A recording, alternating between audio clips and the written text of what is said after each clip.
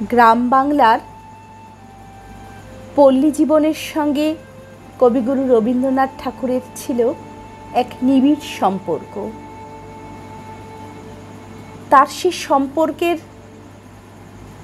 ইঙ্গিত পাওয়া যায় চৈতালি কাব্যগ্রন্থের অন্তর্গত অনেক কবিতায়। আজ সেই নিবিড় সম্পর্কের এক ছবি ফুটে উঠেছে যেই কবিতায়, সেই কবিতাটি আমি আপনাদের সামনে আবৃত্তি করে শোনাচ্ছি। কবিগুরু রবীন্দ্রনাথ ঠাকুর রচিত এক গায়ে। আমরা দুজন একটি গায়ে থাকি, সেই আমাদের একটি মাত্র সুখ।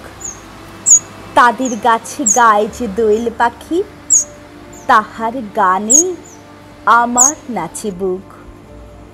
তাহার দুটি পালন করা ভেড়া চড়ে বেড়ায় মোদের বটমূলে। যদি ভাঙে আমার ক্ষেতের বেড়া, কোলের পরে নিই তাহারে তুলে। আমাদের এই গ্রামের নামটি খঞ্জনা, আমাদের এই নদীর নামটি অঞ্জনা। আমার নাম তো জানে গায়ের পাঁচজনে, আমাদের সে তাহার নামটি রঞ্জনা। দুটি পাড়া বড়ই কাছাকাছি, মাঝে শুধু একটি মাঠের ফাঁক।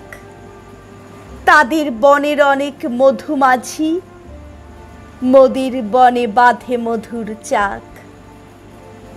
তাদের ঘাটে পূজার জবামালা ভেসে আসে মোদের বাঁধা ঘাটে। তাদের পাড়ার কুসুম ফুলের ডালা বেচতে আসে মোদের পাড়ার হাটে। আমাদের এই গ্রামের নামটি খঞ্জনা, আমাদের এই নদীর নামটি অঞ্জনা।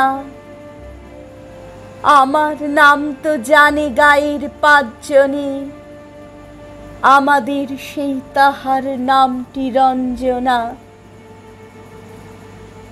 আমাদের এই গ্রামের গলি পরে আমের বলে ভরে আমের বন। তাদের খেতে যখন তিসি ধরে, মোদের খেতে তখন ফোটে শন। তাদের ছাদে যখন ওঠে তারা, আমার ছাদে দক্ষিণ হাওয়া ছোটে। তাদের বনে ঝরে শ্রাবণ ধারা, আমার বনে কদম ফুটে ওঠে।